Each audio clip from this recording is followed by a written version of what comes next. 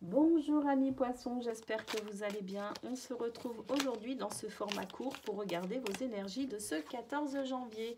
Allez, on commence fort ici, hein. Il y a quand même pas mal de cartes qui sont tombées, 3 pour être précise. On voit que ici il y a la possibilité de s'épanouir, il y a ici un bonheur qui est là. Alors c'est quelque chose que vous ne contrôlez pas forcément, on vous dit simplement que ça fait partie de votre destin en quelque sorte. Il y a des choses sur lesquelles on peut œuvrer, d'autres sur lesquelles on n'œuvre pas. J'ai l'impression qu'ici on est quand même sur quelque chose qui s'annonce à vous tout simplement comme un cadeau du ciel quelque part. Mais parce qu'aussi peut-être que dans cette forme d'isolement, vous avez peut-être aussi compris certaines choses, vous avez peut-être pu vibrer aussi certaines choses et c'est ce qui fait que quelque part, étant sur votre chemin de vie, incarnant parfaitement votre mission de vie, vous êtes dans cet épanouissement et ce bonheur. Une fin de cycle effectivement, quelque chose de très épanouissant pour vous qui arrive. Ici, vous avez beaucoup observé, vous avez beaucoup cherché à comprendre aussi. J'ai l'impression qu'on récolte le fruit de ces efforts, justement.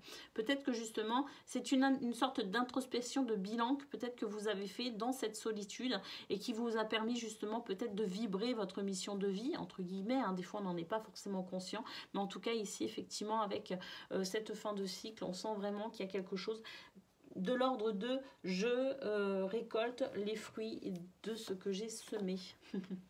On a ici l'alimentation. Bah, l'alimentation ici, c'est effectivement la nourriture aussi bien du corps que de l'esprit. Hein, ici, l'alimentation, elle nous parle aussi de sources d'énergie. Hein, on nous dit ici que finalement, vous êtes dans votre plein potentiel énergétique, ici, avec l'épanouissement et le bonheur. Hein. Donc, c'est vraiment très, très beau parce que j'ai l'impression qu'ici, on est vraiment sur quelque chose non seulement de très positif au niveau spirituel, mais qu'on est aussi ici sur quelque chose de très positif au niveau du corps physique. On a la pêche, quoi. Allez, au niveau professionnel, ici, il y a le serpent et il y a l'hélice. Ouh.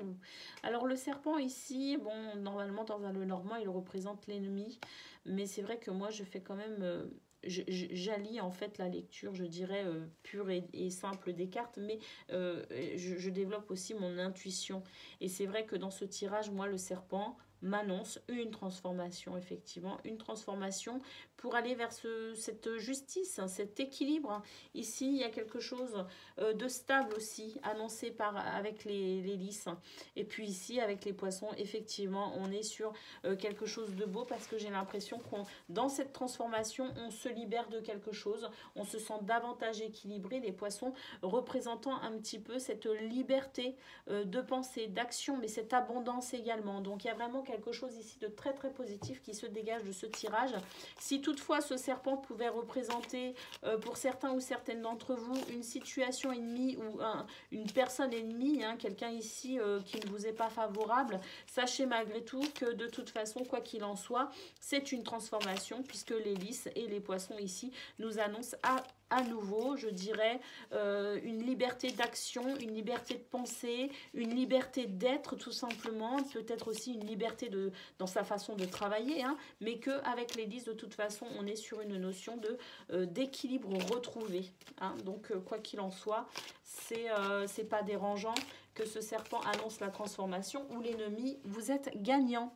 Allez, on continue au niveau relationnel. Ici, on a la carte de l'univers. On vous dit qu'ici, c'est une période propice. L'univers travaille à vos côtés pour vous offrir ce que vous souhaitez. Cette carte a aussi cette notion de chance, d'opportunité.